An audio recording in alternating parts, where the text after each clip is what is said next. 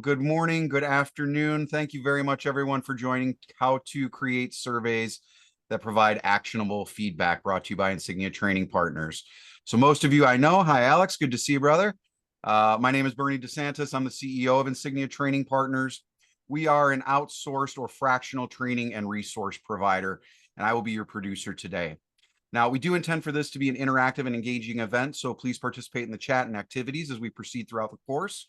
Also, be advised that our event is being recorded today, and please post your questions or comments in the chat. And of course, if you want to come off of mute, please raise your hand and we will call on you to speak. Our session presenter today is a dynamic and visionary leader with over 2 decades of rich experience in learning and development and DE&I, with an extensive background in curriculum development, talent management, and organizational change. She's dedicated to crafting powerful learning strategies and cultivating inclusive cultures within forward-thinking organizations. So with that, please join me in welcoming Michelle King. Hello, everyone. I'm Bernie. You have to stop sharing so I can share. Gotcha. All right, thanks so much. Well, we're going to get started today, and I just want to pre-warn you that this is actually pretty interactive. So they're going to be using chat, reactions. So if you don't know where those are, the reactions are at the bottom of your screen. You can do thumbs up or other reactions.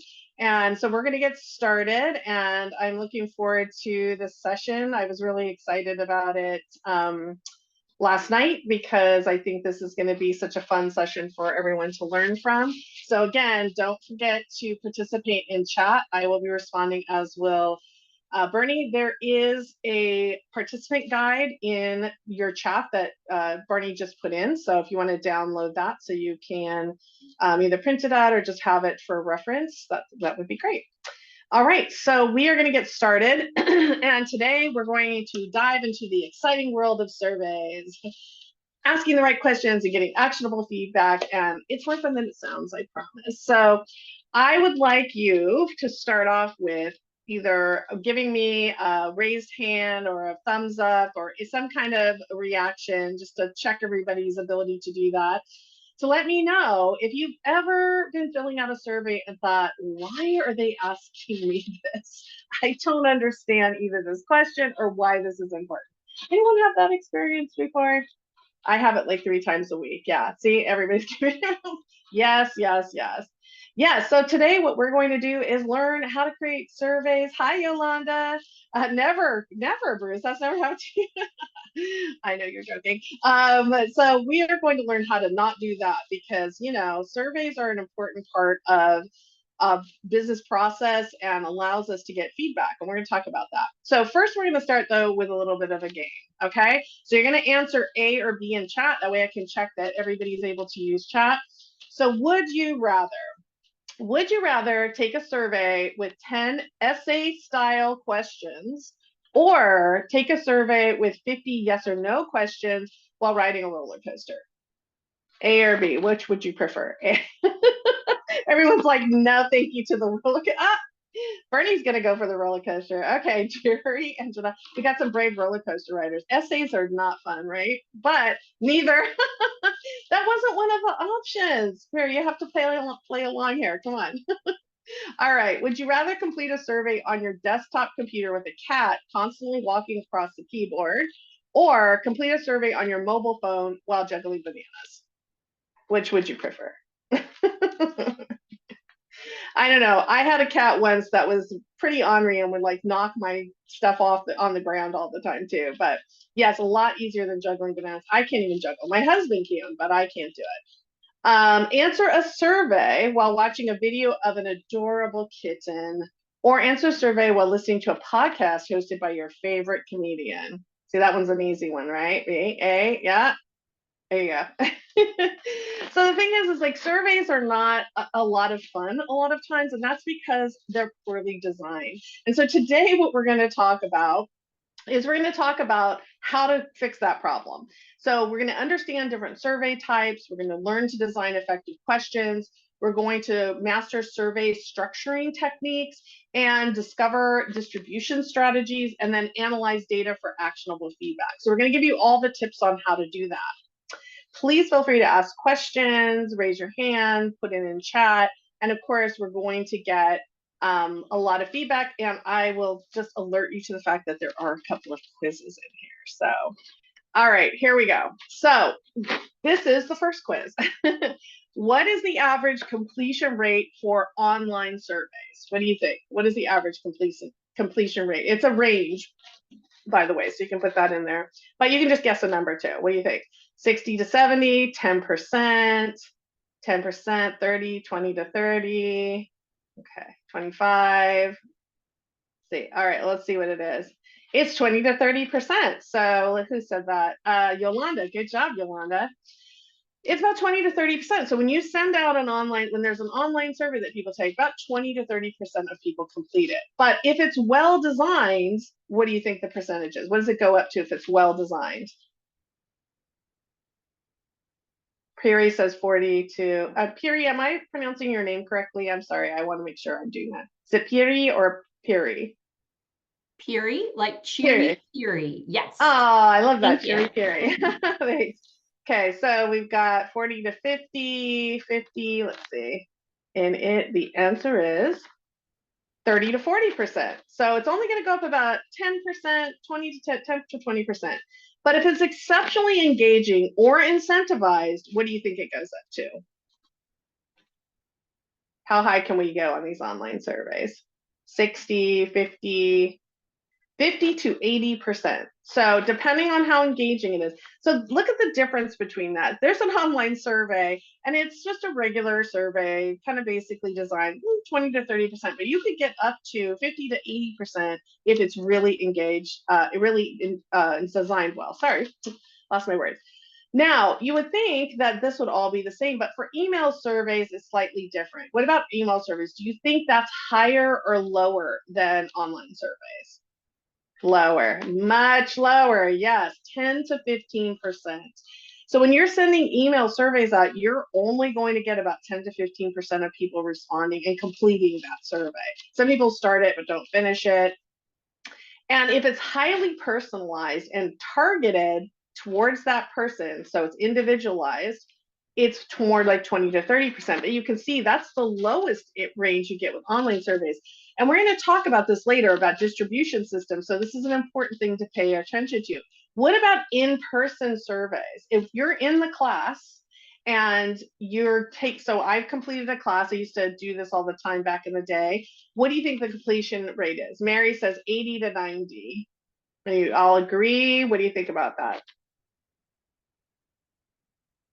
Oh, an online survey, Hannah, would be something like if I were going to a website and it popped up a survey for me, or if it directs me to an online survey. So like, let's say I've completed checking out for a product and then they have a survey afterwards. Those are the type of online surveys I mean. Or if you're sending someone to an online survey rather than you do the survey in email. At the end of an e-learning course, is that considered online? Yes, that would be considered online. That's absolutely right, Janelle. All right, so the answer is 70 to 80%. So if you're in person, people fill it out about 70, 80% of the time. And if you have a captive audience, in other words, you're in the classroom with them, it's actually up to 100%, so 90 to 100%. I used to work for a company called Catapult back in the day, and we did all of our training live and in person. And I usually had about 100%. Once in a while, one person wouldn't fill it out because they said, I don't fill out surveys. But yeah, about 90 to 100% of the time people filled out surveys because I was right there, right? So it was easy. Okay, so internal surveys. Now, these are the ones that come from inside your company. The average completion rate of that is about 30 to 40%. But if it's well promoted and there's reinforcement, then it's 50 to 70%. So one of the things that you're going to see, what's the source of these values? Maybe I missed it. Oh, the source of these values is just from, I can send you a link if you want, but this is just from a research site that I go to. So this is what the average is. This is not, there's every bit of the range. So what you want to understand is when we're going to get to distribution, to really be thinking about these numbers and how you can design better surveys to increase these numbers, but also choose your distribution channel wisely. All right, so I want to talk a little bit about a case of a friend of mine Because we all have feelings about surveys, right? We a lot of times don't like filling them out. We don't feel they're necessary. We don't think people are going to actually look at the information. And frankly, a lot of times people only fill them out if they're either really angry and want to say something, or they're really, really happy about it. So you miss a lot of the in between stuff, right? So, what I want you to think about is the story I'm about to tell you, because this is true. This is my friend Sarah. This isn't a picture of her, but sometimes surveys have questions written so poorly that you don't even know how to go about answering them. And my friend Sarah, she travels a lot, and she makes it a point of always filling out surveys when she's been at a hotel or a restaurant, etc. And part of it's for her own purposes. She kind of keeps track of like where she might want to stay or not stay. And so she was staying at this hotel one time, and she started filling out their customer satisfaction survey, and she had enjoyed her stay. She had a good time and she wanted to give feedback. But the questions were so confusing that she started to get really stressed about filling it out. Like one of the questions was, I'm sorry, I have to move this out of my way. The absence of dissatisfaction with the room's amenities met your expectation. Can anyone decipher that question? So she didn't know how to answer it. She was like, are they trying to say that they're assuming I wasn't dissatisfied, that I was dissatisfied? And so she ultimately, kept getting stuck on these questions. And then the next question would be even worse, or they'd use some kind of technical jargon that she was like, I don't even understand what this question means. So it took her what should have taken her 5 minutes, took her about 30 minutes to fill out. And she said, by the end, I don't even know. Yeah, phone a friend. Exactly. She said, I don't even know if they're getting any information that's going to help them. So when she left, she talked to the manager and said, hey, really need to revise this survey. It's not really written very well, etc. And she said, the manager said, I think the person who wrote it was trying to be like very clever or something in their responses. But this happens all the time where we fill out surveys and I look at it and say, I don't know what this question really means or what they're trying to get me to say, or it's too ambiguous or it's too complicated, one or the other, right? So you don't want to have a survey for your survey to explain everything, right? And that's exactly what Sarah ran into there. And so today we're going to talk about how we can avoid that problem. So one things I want to talk about first, though, is that feedback is really important, right? We need feedback all the time for a variety of reasons. We're getting feedback in our lives from people constantly, or to leading, and we are going to talk about that, Felice. We are going to talk about leading questions. So we design and implement surveys because we need feedback, particularly if you work in L&D, but anywhere you work. I mean, marketing does tons of surveys, customer service does surveys. We don't always know all the intricacies of how things are going to work if we don't get feedback and we don't ask, right? And we want these to drive improvement, facilitate communication, support growth, those types of things. So just like we can't start our day without a hearty breakfast, we can't improve without feedback, right? It's essential. And so I just have this Ken Blanchard quote about feedback being the breakfast of champions. We have my favorite Serena on her box of Wheaties and our plate of feedback because it's very important for us to be receiving that. So let's get into the nitty gritty here with starting with part one, understanding the purpose of surveys. And you might be thinking to yourself, I understand the purpose of surveys, but I think it's important to really reframe surveys because I think they're a tool, but I want you to think of it as a map to discovering hidden treasure, right? So this is the stuff we don't know about. It's below the surface. We hear from people who are upset, or we hear sometimes from people who are happy, but we don't get to the nitty gritty of how we can do things differently or how it would make it even better unless we use surveys to do that. Now, there are different types of surveys. I'm just going to show you 4 of them. There's all kinds of different ones, but some of the 4 standard surveys are customer satisfaction surveys, employee engagement, market research, and learning and development. And they all have different purposes and different goals. So if you look at customer satisfaction, you're seeing what are the customer needs? What are their preferences? What are their pain points? And why do we use this? Well, the goal is to improve the offerings, improve customer service, increase customer loyalty, retention, and advocacy. For employee engagement, well, we want to know what's motivating employees, how satisfied are they, what's the employee engagement, Yes, I will. And what's the point? To increase productivity, reduce turnover, and create a more positive work environment. And then we have target markets for research, market research, consumer preferences, industry trends, and that's informing our product development, marketing strategies, competitive positioning. And of course, learning and development is to evaluate effectiveness, identify skill gaps, assess learning needs. And of course, that is about enhancing employee skills, improving performance, and supporting growth. So they're all different kinds of surveys, and they're all differently formulated. They have different types of questions, and they certainly have different structures and formats. I'm going to primarily focus on L&D today, but all of the things I'm saying are applicable overall to surveys.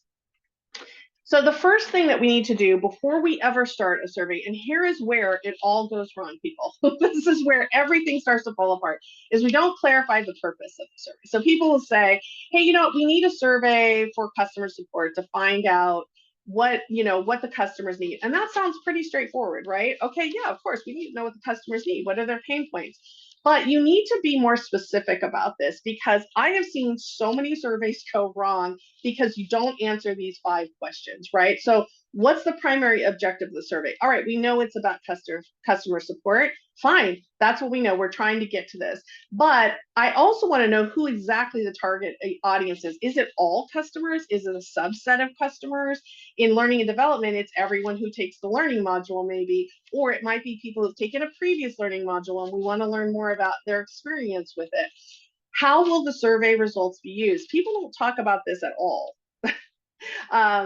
It's so important to set a solid foundation before signing something. Yes, Janelle, that's exactly right. But I think we go into surveys assuming we just asked a few questions and then that's all we need, but we don't really pre-game about this, which we really need to do, right? So how are you going to use the survey results? What's the purpose of gathering these so that we can use them for what specifically? What insights or metrics are we hoping to gather? Because that's going to inform your questions. And then what actions or decisions will be made based on the survey results? These are things you have to have the answer to before you even start thinking about designing the survey. And not only that, you also need to be able to identify the goals and outcomes with another 5 questions, which is what business problem or decision are we trying to address with this survey? Now, in L&D, it's pretty straightforward. We're trying to address whether or not these things were effective, whether or not we're meeting the needs of the learner, right? So a lot of times it's not an unclear or murky area that you're working on when you're talking about business problems. But if you go into like customer service or market research or other types of surveys, it might be a more complex answer. What are the KPIs or the key performance indicators we want to measure or impact? Surveys should serve a purpose, not just gathering information, but also how are they helping us get closer to our business objectives? Because that's also the purpose of a survey. It's not just to get like sentiment or find out, NPS or CSAT or some other tool to just get the sentiment, right? We also really need to know, how is this helping us get closer to our business goals? How will we define success for the survey project? Another question that people don't ask, because I need to know, what does success look like with the survey? Is it, if we get 10% of people to respond, that's good enough? If our pool is really big? But we need to know these specifics. What tangible actions or changes do we anticipate implementing based on the survey results? And how does the survey align with our broader organizational goals and strategic initiatives? These never get asked. I bring them up all the time when I'm working with companies, and they're not prepared to answer these questions a lot of times, or they are giving it to me without really thinking about it. These need to be answered. You need to know what you're doing the survey for and how you're going to use the results of this survey, because it matters. Otherwise, it's just data that goes nowhere. People go, oh, that's nice, and then they move on. If you want to impact change in your organization, especially in L&D, you really have to think about that. NSAT, yes, as well. Not satisfied, somewhat dissatisfied, very dissatisfied, plus 100, yes. Couldn't they blend, perhaps increase productivity and improve performance? Yeah, they can. But I think you also think about increasing productivity, improving performance as being like something that is connected to each other, right? So I think that, yeah, it can be a combination of things, but I do think you have to be very specific about what you're trying to accomplish. And typically surveys have a single goal, not a dual goal, right? finding information, but that information is meant to help us to understand something at a deeper level so that we can make a better decision about it. Okay, so part of the problem with surveys is that too many cooks get involved in them. So how surveys go bad is we have too many people involved. So I had another friend of mine, Rachel. She had just gotten a job as the head of a marketing department, and they were rolling out this survey. She came in right when they were rolling it out. And so she had to assemble like a team to kind of inform this survey. And she was new to the company. And so people, different departments were pushing on, they wanted this information or that information. And it ended up creating this 50-question survey. And it had all these topics, and it wasn't very structured very well. And this was not Rachel's design, but she definitely was not saying no to people.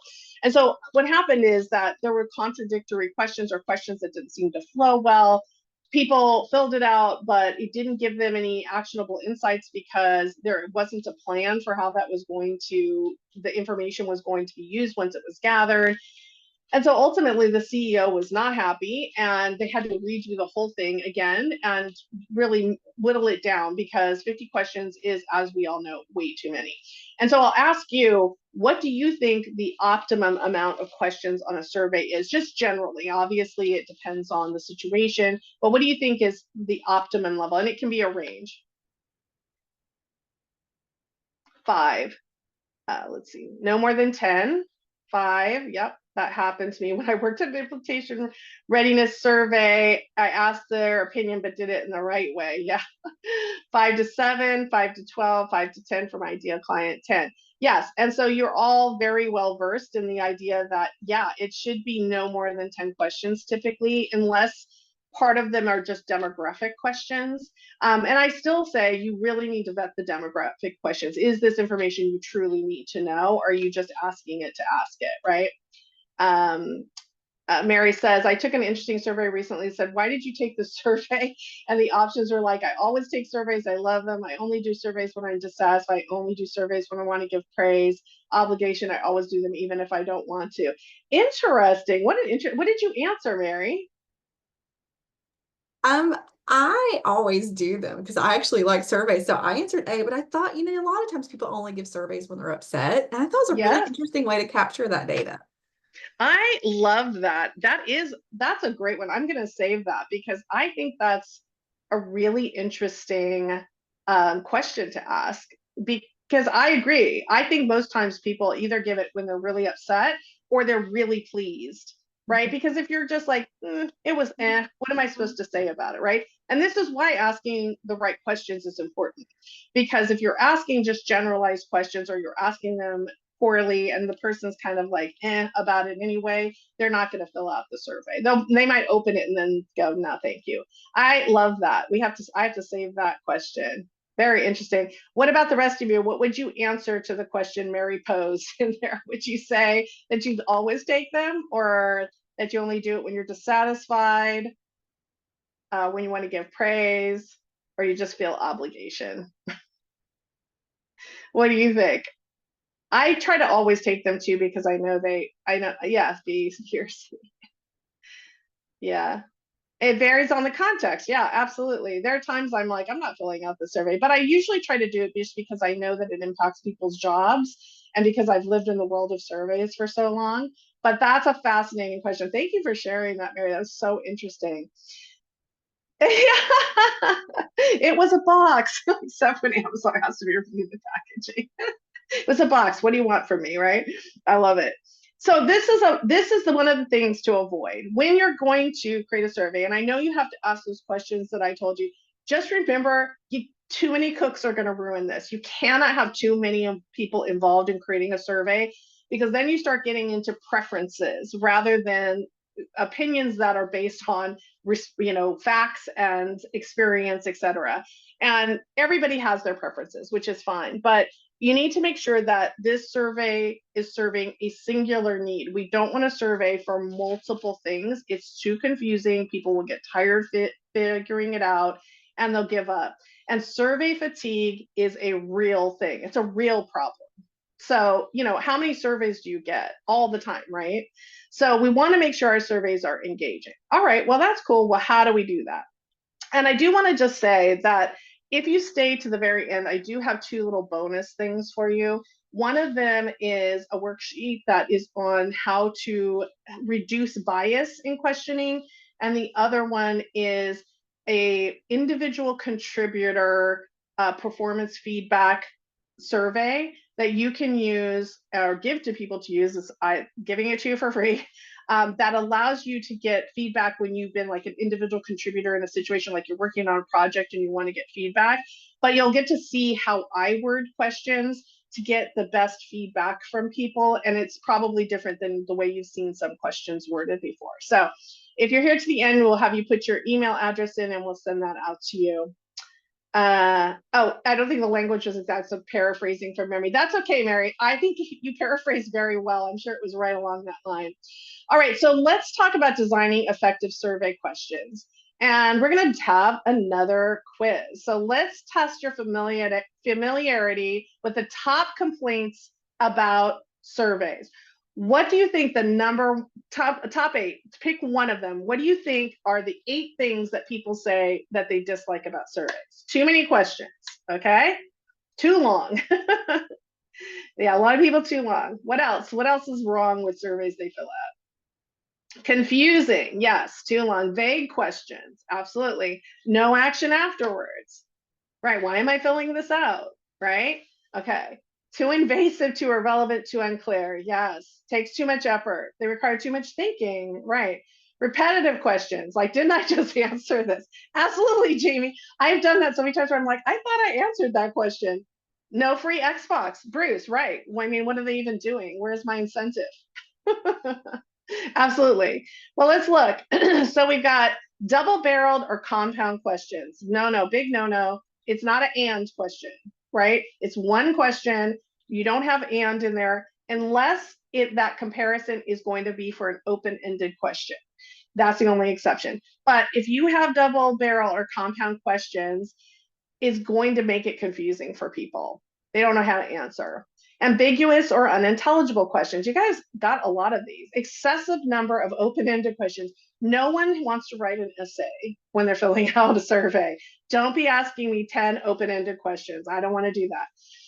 Leading questions. We're going to talk about it here, and it is also in your handout talking about leading questions. And there is a resource that's really good in their website that you can go to that talks about leading questions.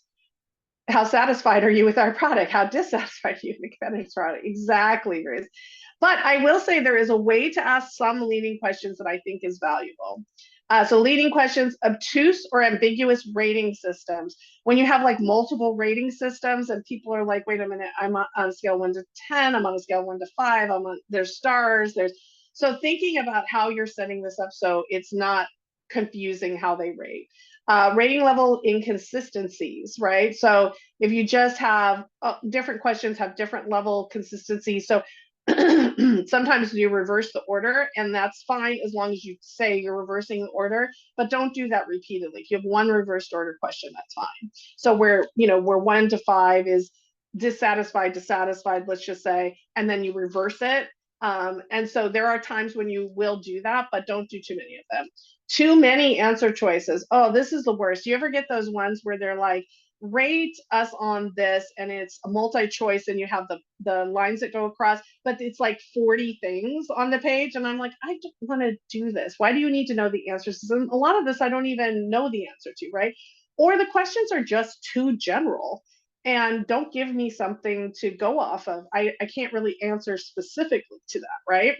So just knowing that these are the things that customers are going to be, or your clients or whoever you're doing this for, learners, they're going to be more resistant to filling out surveys if you have these kinds of things in your surveys. And even though we know we shouldn't do them, I've seen so many surveys still have them in there, right? So think about the fact that there are basically 6 question types, right? So you've got open-ended versus closed-ended. Open-ended, as you know, they provide qualitative data.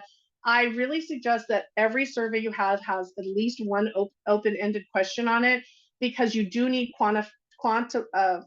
You do need quantitative and qualitative data, right? And I also want to hear in people's own words what they think rather than me directing them.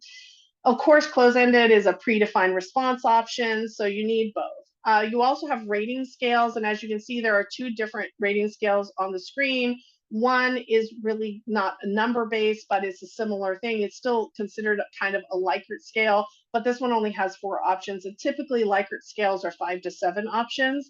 However, it's still a scale, right? So 2 different kinds of scales. Multiple choice, which is the one that's on the far right at the top, that's the kind that I like, okay, but if you have too many options, it just gets overwhelming. And ranking questions, right? So another one is very similar, is you can rank the questions in a similar format as the multiple choice. So these are the types of questions that you can ask. And so before you start designing your survey, you need to think about what kinds of questions are we going to ask and why would we choose this one over the other one?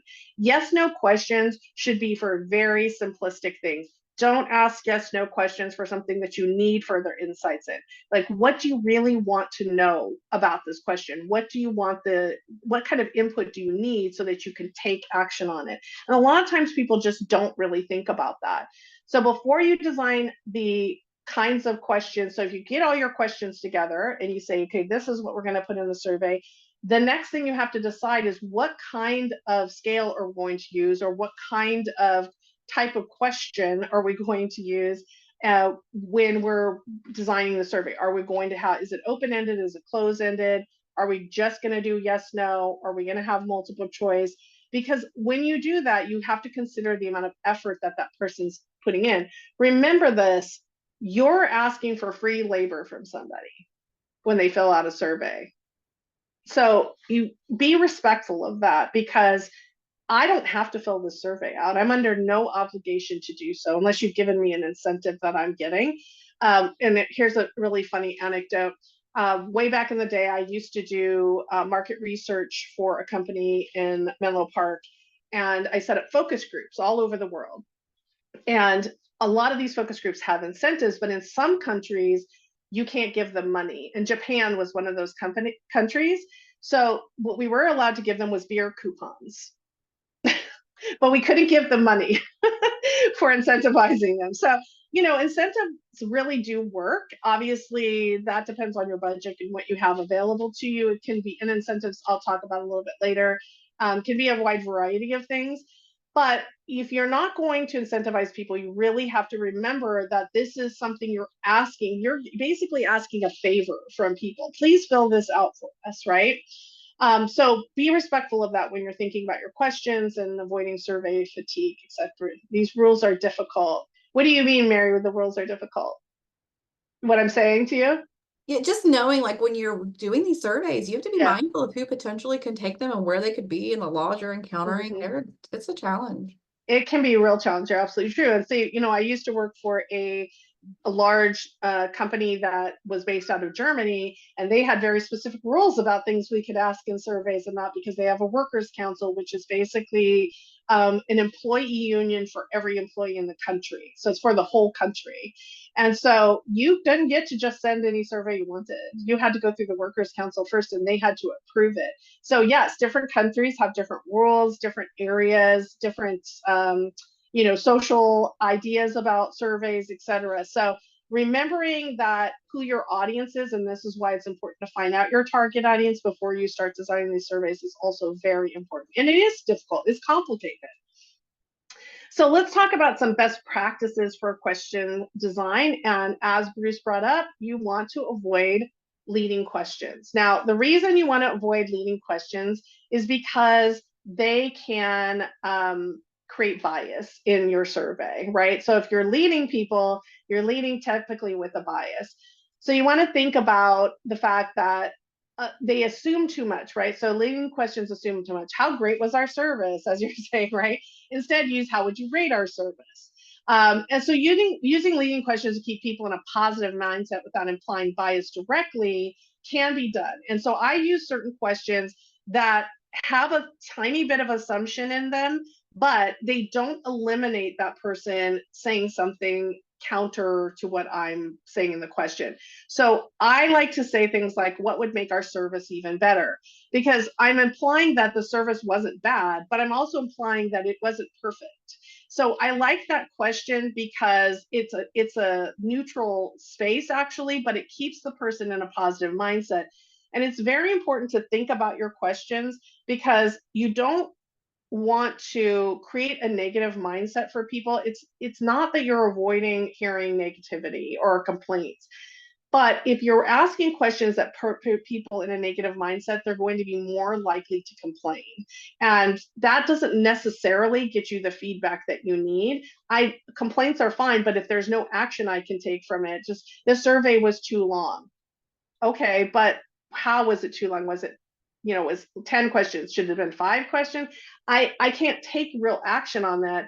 I can just know it's too long, but I don't know specifically why that person thought it was too long, right? So it's really important to understand that if you're asking a question that you actually get an answer you can take action on. The other thing is to balance your question types. Do not have like all the same type. Yes, no, closed-ended, all open-ended. Balance these out because it makes the survey more interesting and it allows for you to collect both qualitative and quantitative responses. It prevents survey fatigue, so keeping it a little bit more interesting. So balance those out. Think about those questions on what you want to do. How do we lead the survey stakeholders away from leading questions and not included? Bruce, you ask the tough questions, Bruce. Well, so what I do is I try to reframe the question similar to what I just said. What would make our service even better?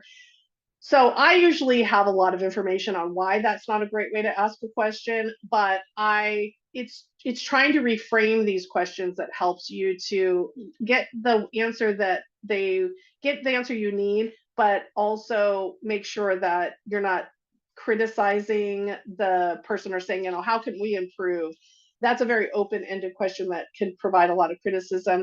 It makes you wonder why the stakeholders are afraid of this feedback though too, doesn't it? But yeah, I try to reframe it with this sort of positive mindset, but not too leading way of thinking about them. It's an art as well as a science.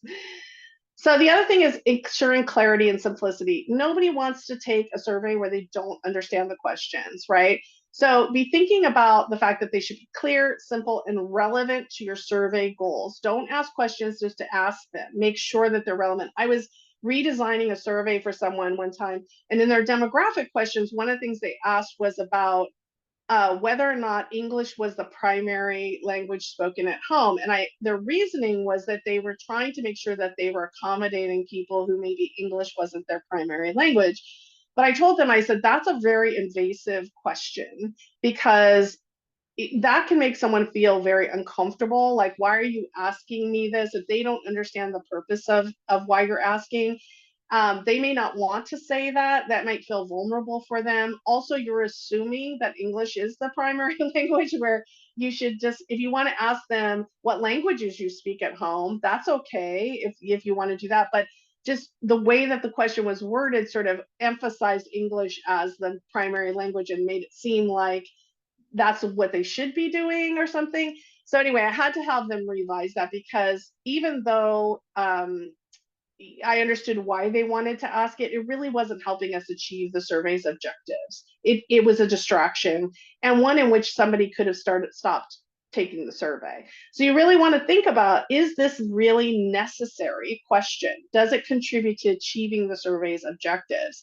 Because a lot of times they don't, and you can just eliminate them. Oh, another quiz here. All right, let's take a look. Ready? Which of the phrasing of a follow-up question will result in actionable feedback? Now, you're also good at this. You should get this perfectly right?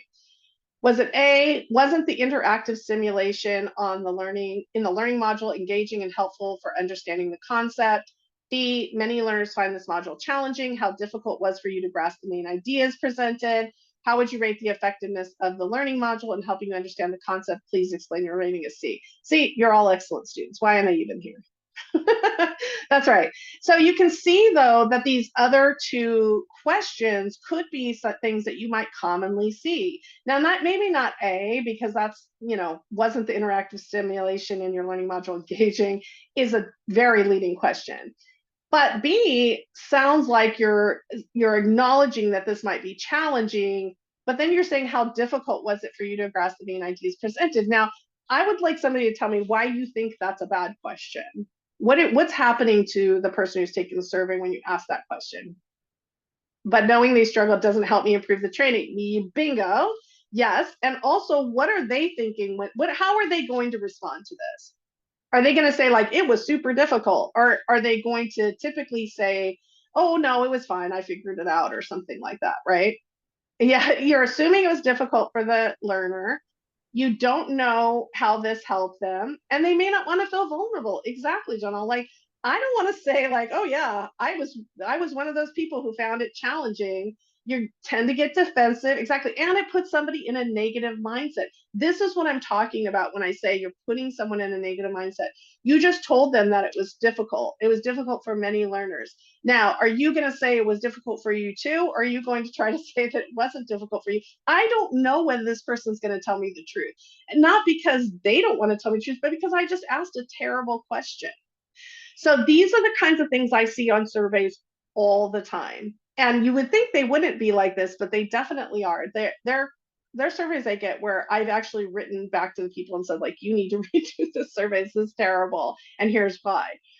So think about it in this way. This is, I'm going to give you a bad, better, best. So here is bad. How satisfied are you with the course content and the instructor's performance? What's bad about that? I'm asking them how satisfied they are.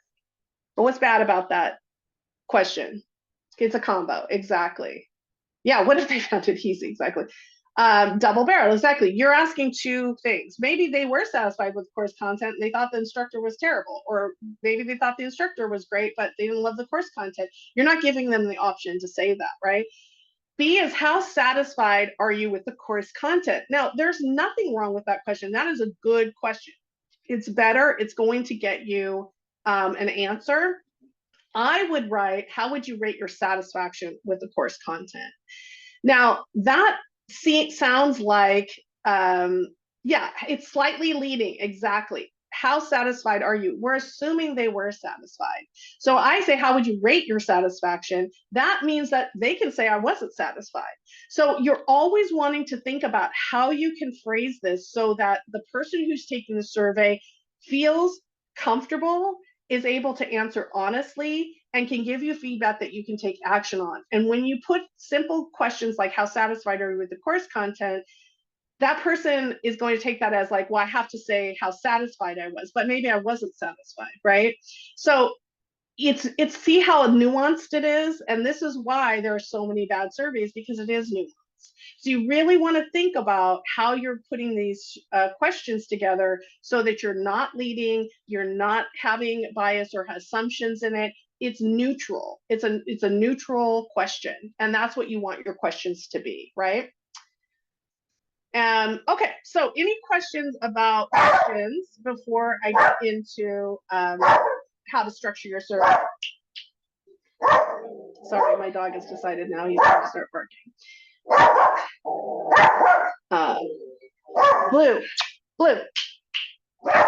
Somebody must be at the door or something. So anyway, is there any other questions about questions? What you should do, how you should word them? Sorry, I'm going to let him out really quick. I apologize for the interruption.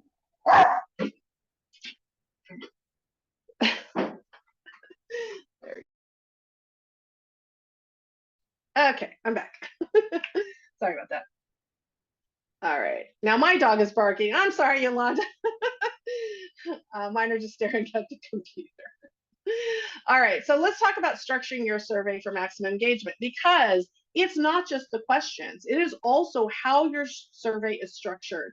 And this is the number 2 mistake that people make all the time. So I'm going to go over some design tips. First of all, the survey layout and flow should have a logical order of questions, right? So you're going to start with general, easy to answer questions. And this is to build rapport and confidence in the survey. Yeah, I can answer these questions, easy peasy, right? And then you want to progress to more specific or sensitive questions as the survey continues. You want to use a flow that's going to make sense to the respondent. So typically like chronological or topical. Then you also want to group related questions together. So organize the questions on similar topics. If you've ever used SurveyMonkey, or my favorite is Survey Sparrow, you can actually put in headers into each section. So when I'm doing like a 360 survey, I'll have like competency as one section, and then another section will have a different title, like, you know, leadership skills or something like that. And so they know what they're going to answer questions about. That's really helpful in guiding the survey. Of course, if you have 15 of them, that means you have too many questions, but you want to make sure that you're grouping those related questions together. That person's in that frame of mind, and you kind of want to keep that flowing before you switch to something else. Putting in transitions between those groups of questions also is incredibly helpful. Then you want to use introductory and transitional statements, as I said. So grouping them together, putting in these sections, or even just transitioning statements that go from one section to another. Now we're going to ask some questions about blank. Something that leads the person through the survey. They don't know what you were thinking when you designed a survey. They don't know why you're asking these questions. All they know is that you sent them a survey. So you want this survey to feel inviting, engaging, and also remembering that you're guiding them through the survey. Don't just send it to them and go like, you're on your own, good luck. So make sure that you use this in your survey flow and layout and flow. Keep it concise. I can't emphasize that again enough. So there should be essential questions, right, that relate directly to your survey's objectives. You want a completion time of 5 to 10 minutes.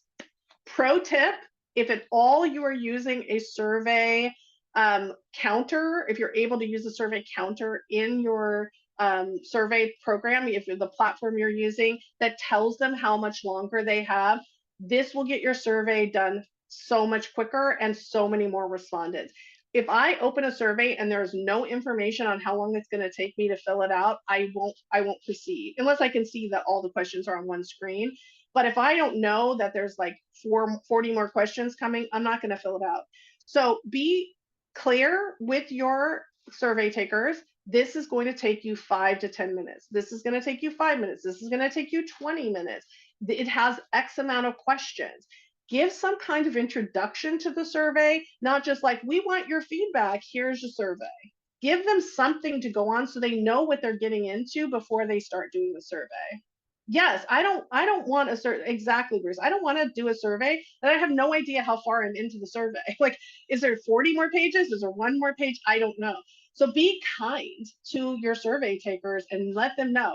When I send out a survey, I tell them exactly how long it's going to take, why I'm asking them to fill it out, and how many questions there are. I tell them everything about the survey before they take it, because that way they know what they're committing to. It's not fair to ask somebody to do something that you haven't told them what they're committing to, right? And also then it puts them in a negative headspace about it, right? So the questions should be short and clear and not complex, as we've talked about many times, even though you can see people end up putting in very complex questions that people don't know how to answer. So then you don't get actionable feedback, right?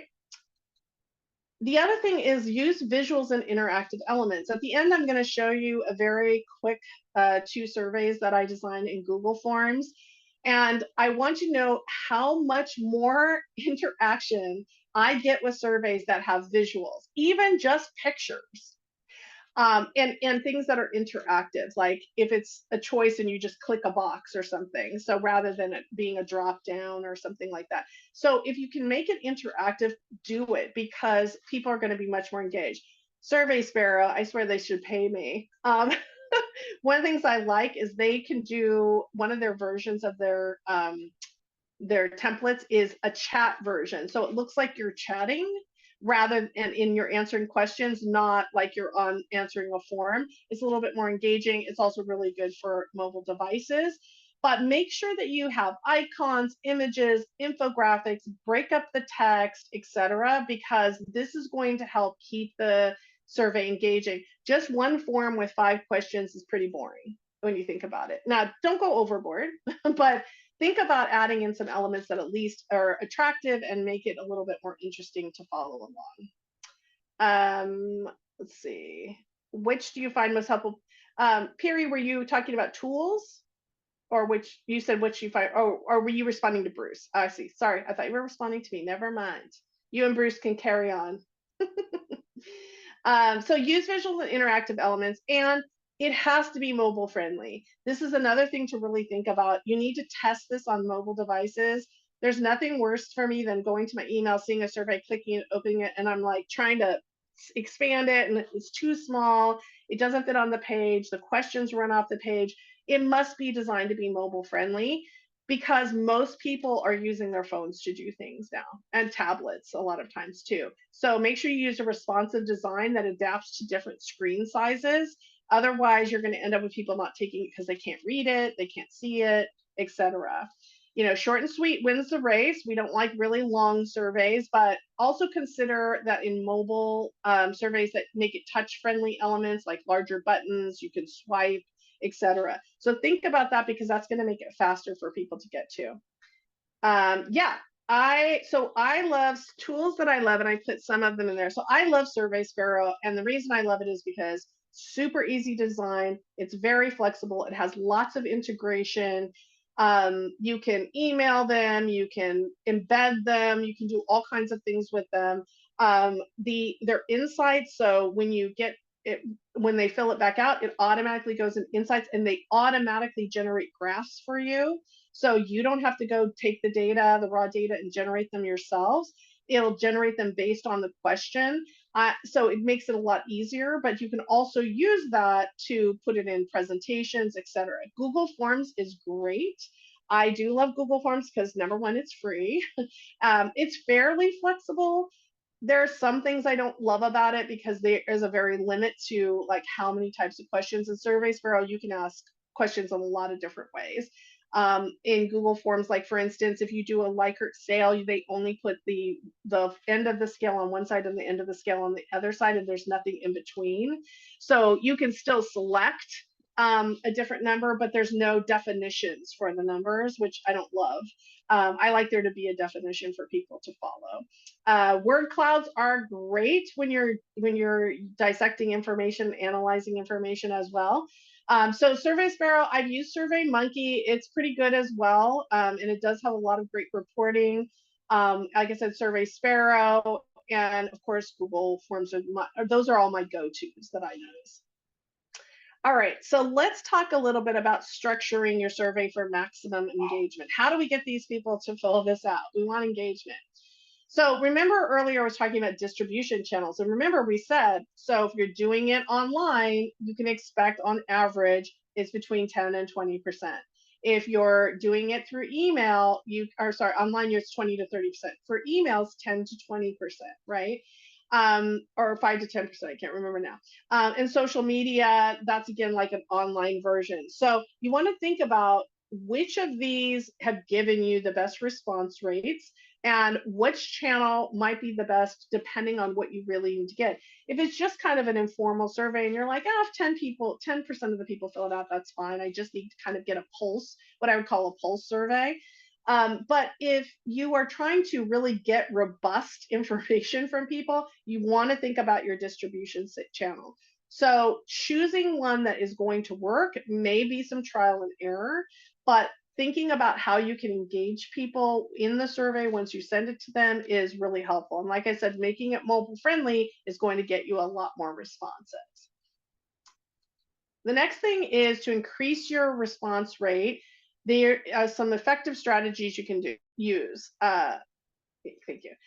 So you can personalize your invitations to make recipients feel more valued. So it doesn't say just dear respondent or hello person. It's, dear, hey, Michelle, I'd love you to fill out the survey. Now, obviously, you can do that just by using email addresses and personalize like you filled it out, but it doesn't matter. It feels more personal.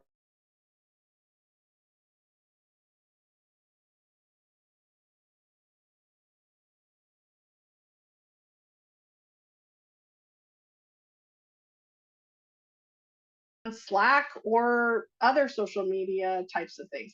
So don't just use one. Try different ones and see what works for you.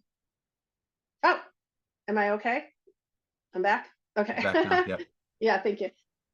Follow-up reminders. So send reminders to non-respondents after a reasonable period of time, and make sure that you let them know 2 to 3 reminders tops. Don't go overboard. Don't be sending them one every week. I hate when people do that. I get those all the time. We still haven't filled out the surveys. Now I don't want to fill it out. You're bugging me now.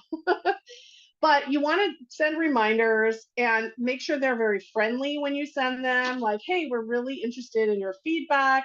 If you have 5 minutes, please fill out the survey, and also give a due date for surveys, because otherwise people will just be like, I'll fill it out later, and then later becomes never. So that's how that turns out. So just say, hey, we'd love to collect this feedback by this date, right? You can offer incentives and rewards. They offer motivation. You want to think about the incentive types. Sometimes people use gift cards, prize drawings, but there's also non-monetary incentives like early access to information, or early access to a product, or something that doesn't bias the survey results, obviously. And make sure you clearly communicate the incentive, and obviously always promptly send out the promised reward, whatever it is. Maybe it's a lot of times when people fill out surveys for me, I send them a free ebook on different things, depending on, stuff that I've created, a decision-making model or something like that, that gives them access to something we wouldn't normally have access to. So these are the 3 different things. So invitation strategies, follow-up reminders, and whether or not you're going to use incentives or rewards. Bruce said, I experimented once with a carrot and stick methods and didn't notice significant difference in response. Interesting. I'd love to hear more about that, Bruce. How do you and Perry says, how do you decide what percentage of participants so you know there was enough feedback to take action? That's an excellent question.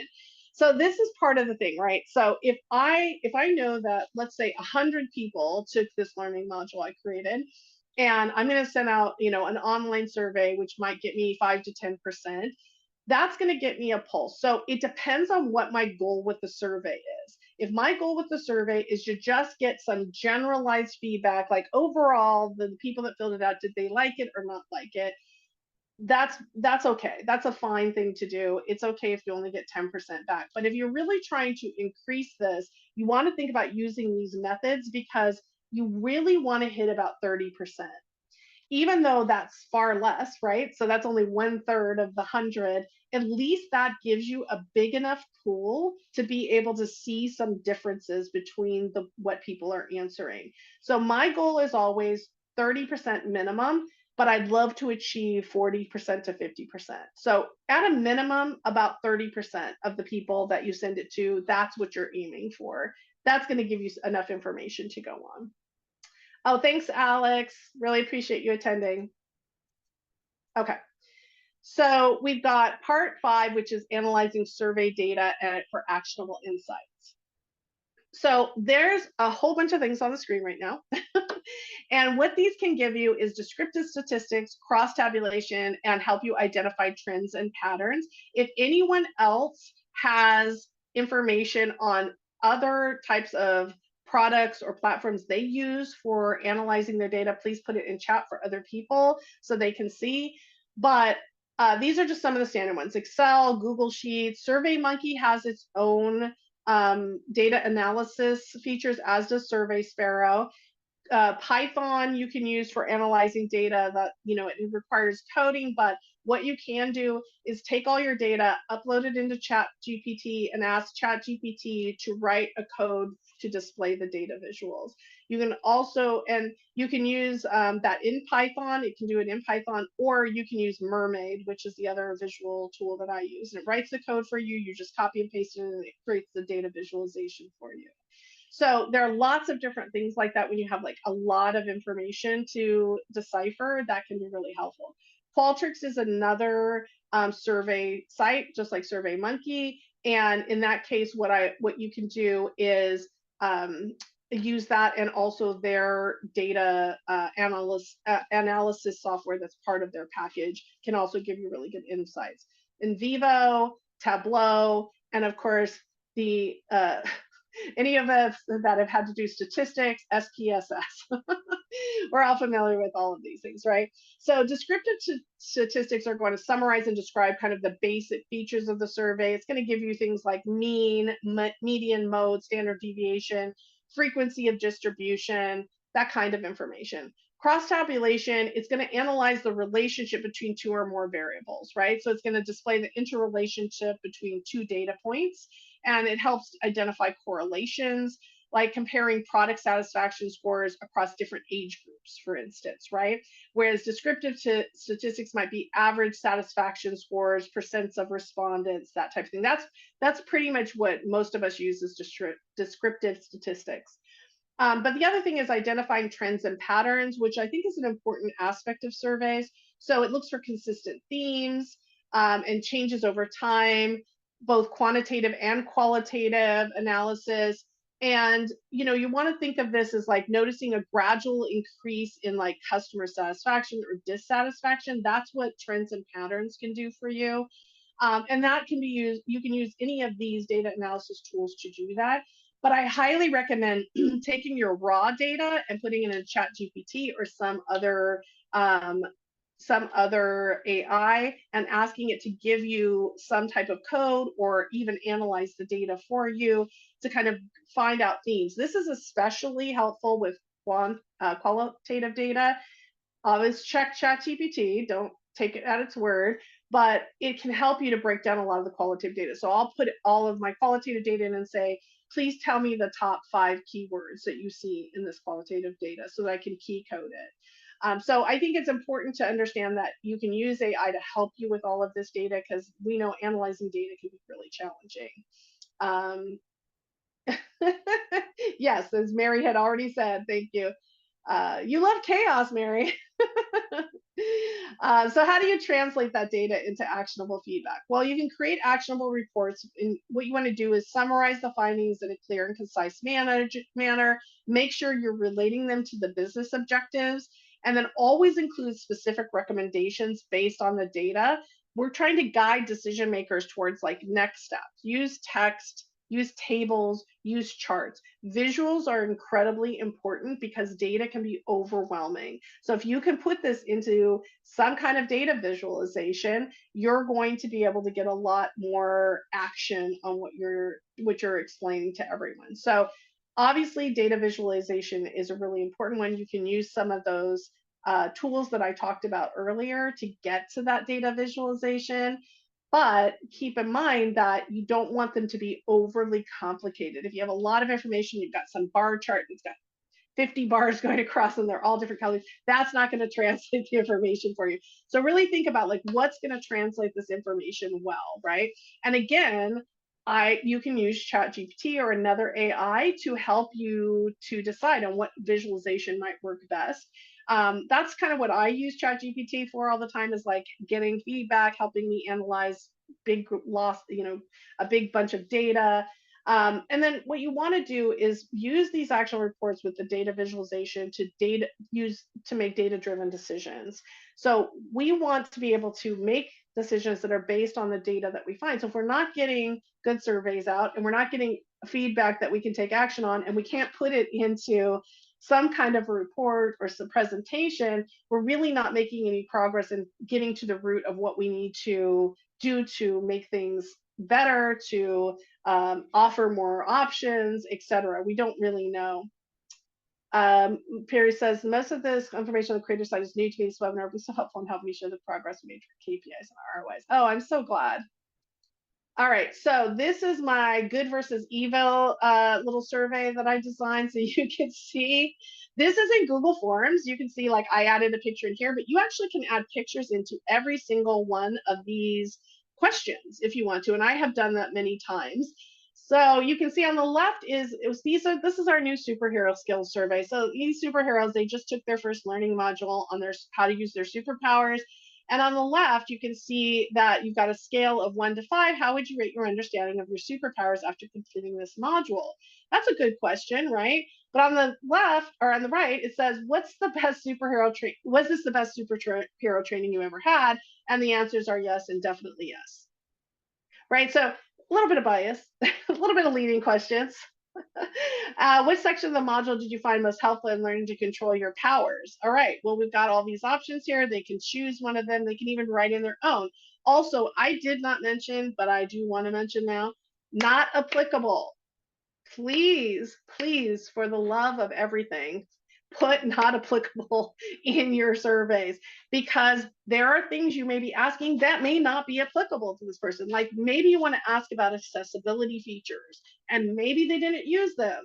So you don't want to ask them to try to rate something that they didn't use. So if you know it's not applicable to everyone, please, please put non-applicable, right? And then you want to consider other. If there's something else that they could choose from, please make sure you put other, and people will write it in, because you may have not captured everything that they felt that was most helpful to them. Now, on the right, on Deadpool's side, we have how amazing did this module improve your superpowers and make you a better person? Oh, amazingly. And so, again, first of all, it's a compound question. But secondly, totally leading, totally biased. And also, this person now is going to write whatever, which is not going to be necessarily actionable. How confident you feel about using your superpowers responsibly after completing this module. And again, very good Likert scale. This is what I was talking about with Google Forms, though. You only get the both ends and not the middle numbers. So the person's kind of guessing what 3 and 4 and 2 mean. On the right, we have rate how much you love the module instructors and their fantastic teaching. Love them, really love them. They're the best ever. Those are my choices. Wouldn't it be great if we just fill out surveys like that? They're the best ever. When I used to teach at Catapult, there was like a form and you had to fill in, because it was back in the day, you had to fill in with a pencil your little circle and rating, me on a scale of 1 to 9 on all these different things in class. And I would have people come up to me and be like, you were the best teacher that I have ever had. Here's the survey. And it'd be like all 7s. I'm like, okay. My goodness, what was the worst teacher you ever had? Or people would say, I never give anybody 9s. So I'm just going to give you, okay. Thanks for letting me know. As long as you got something out of the class, that's all that matters to me. But so, people struggle with this too, because they have their own ideas about how something's rated and what they believe to be true. So you're going to get people who are going to give you 4s instead of 5s, even though they'll write like profusively wonderful things, just because in their mind, 5 is perfect and no one's perfect. So keep that in mind too. Or today when response must be a 10 or it's considered a failure. Absolutely, which is so ridiculous, because you're biasing things ahead of time by being like, they have to achieve this. The goal of surveys is not to achieve a specific number. If achieving the specific number was all the work you put in before you sent out the survey, it's like, that's not the goal of the survey. The survey is to let us know really how things went. How are we really doing, right? What additional topics, if any, would you like to see covered in future modules? Great question. That somebody can say, I'd love to see this, right? When using your superpowers, how often will you think about the important things you learned in this life-changing module? Always, every single time, and constantly. Like, they're basically the same answer. And I know this is a ridiculous version of this, but the idea is to show you just how different the feeling of this survey is when you see it done correctly versus poorly. And then how likely are you to recommend this learning module to other new superheroes? Now, notice that this is a 1 to 10, and that's okay with things like this question. It's okay to have ones that have scales of 1 to 5, of some questions that have scales to 1 to 10. But again, you're making a conscious choice about this. So you don't want to have like the first question be 1 to 5 and the second question be 1 to 10 and then the next question be 1 to 5. It starts to get confusing. So you want to make sure that if you're using a larger scale, there's a specific purpose for it. Now, in this case, there is, because when you're asking about recommendation, you want a wider scale so that you give people more option to be able to see how they really felt. Like someone might put a 7, and that could then generate a follow-up question. If they rated it below an 8, what was your reason for this rating? Or some other question that you might want to ask. And then, of course, this module was perfect and doesn't need improvements, right? Agree and strongly agree. So this is just an example. It's meant to be silly, in the sense of showing you like how much this can be a problem though when you're filling out survey forms, and how when you structure one, this is a simple 5-question survey, very easy to fill out. You can see everything on the same screen. It literally is click, click, click, write a little bit, click. That's not going to take you more than 5 minutes to fill out unless you have a lot to say about uh, question 4. Let's see. Yeah, risk of people doing all threes on 1 to 5. There is a risk of people filling out all threes, but again, what I do in my surveys is if somebody puts below a 4, for instance, on that question, it triggers a follow-up question. And it'll say, can you tell me more about why you chose this rating? Something very open-ended, because I want to know if you're giving us a 3, 2, or 1, why you're giving us a 3, 2, or 1. It's not enough to just know that you gave us a 3, and it might be for a lot of reasons. Maybe they'll say, well, I just couldn't get the module to work, it kept crashing, etc.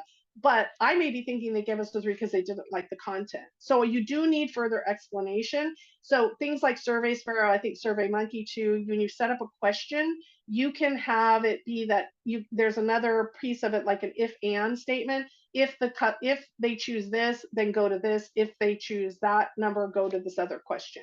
So you want to set things up like that too, to gather as much information as possible. Let's see what else is in here. Oh, thanks, Yolanda. And Yolanda left her email. Yeah, let's see. A vendor wanted to send out their survey with very similar questions. One of the questions was, tell us how this 20-hour simulation made you a better person. Nah. What? That's crazy. I took over a course from someone who made the person explain their answer for anything less than meets expectations, so everyone answered meet expectations. Yep, Right, that and you would don't be want to. me. Yeah, and you don't want to do this on every survey, right? You don't want, like every question, you don't need to say like, well, tell me more, right? But if you're giving a 1, I do want to know more about why you're giving a 1. And so it's fair to ask, why did can you let me know why you chose that rating, or phrasing that a little bit better, but would love to understand why you chose that rating. But yeah, that's why a lot of times people just put meets expectations. Yes, and oh yes, Mary, thank you. Make it optional. They don't have to answer. And I will say that there are parts of surveys you should make mandatory because they're necessary information, and parts you should make optional. And always, I make open-ended questions optional, because you shouldn't require people to fill out information if they don't want to. If they don't want to fill it out, they don't have to. So that's a really good point. Thank you so much for that. Okay, so just a recap of what we covered today. So we talked about understanding the purpose of surveys, how to clearly define your objectives and target, how to design effective survey questions using a mix of open-ended, closed-ended, ratings, etc. How to structure your survey, so keep it concise, logical, and engaging. And then choosing the right distribution channel based on what you're hoping to get for feedback. Which distribution channel is going to work best? And as Bruce had said, like, try different ones. Send them to 3 different ones. Try it out and see what works for you and what your respondents. What kinds of questions would you make mandatory? So obviously anything you have to have, like if there's a demographic question, so if I'm having an internal survey and I need to know things like, which department do you work in? Because that's going to be a key part of my points, then I make that a mandatory question. So think of it like this, Perry. If it is a question that's directly connected to the goal, in other words, that question is going to drive the data so that I can explain it, it's mandatory. If it's not going to drive the data, it's good to have or nice to know, but it's not, it's not necessary. Like maybe you have in there having someone identify their gender. That might be nice to know information, like something you might put in the appendix, but it's not like the key part of your data. It's not necessary to the data. You might make it optional.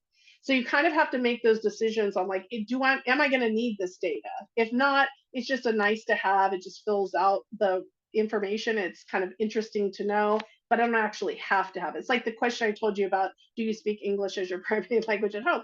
It's interesting, but I don't have to have that data. So we couldn't put it in there as optional, but I made them take it out. Structure your survey, like I said, keep it concise, logical, engaging. Choose the right distribution channel. Analyze your survey data using descriptive statistics, cross tabulation, trend analysis. And again, utilize AI to help you with that. You don't need to go do all the down and dirty data analysis. Make AI work for you. That's what it's supposed to do, right? And then make sure you're translating this data into actual insights. If you create a survey that gives you actual feedback, you can then turn it into actual insights, which then can drive decisions. And this is something I use all the time to drive decisions in learning and development, because it's very difficult otherwise to get stakeholders to really understand what the needs are without giving them, here's the data that we have and here's what customers or our clients or internal people are saying, right? Yes, and definitely make sure there's max length of both questions and the survey. Don't make super long questions. If this happens, blah blah blah blah blah. No, this, we're not asking people to take a test. We're asking them to give us some information so we know how well we did or how poorly we did or somewhere in between, right? All right, so we have about 13 minutes left until we are done. Oh, thank you so much, Perry. Is there any more questions that I can answer for you? Please put your email in chat so that we can send you out the two items that I told you we would send out, which is the how to reduce bias in your questions, and also, because that's really important, and also just the individual contributor survey. It's in a PDF form, but you could recreate it if you wanted to get information on performance as an individual contributor. So any other questions or comments about surveys? All of your inputs today were so good and so helpful. Thank you so much for that. I love participation. I always learn something. Loved, Mary, your question. I'm going to take that with me. I thought that was so great that you had that in the survey. And also kudos to those people who put that in that survey. Good for them. Thank you so much, Perry. All right. Well, thank you for everyone who's still on. I will just say that your call to action is to follow us on LinkedIn, to contact us for personalized consultation. And I'm going to send out a survey to those of you that have given your email. And if you fill that out, I'm going to enter you into a drawing for a free 30-minute consultation with me, either about survey creation or distribution or anything you want to talk about surveys. Well, thank you so much for your participation today. I appreciate your time, and I hope you learned some things that are going to help you create better surveys.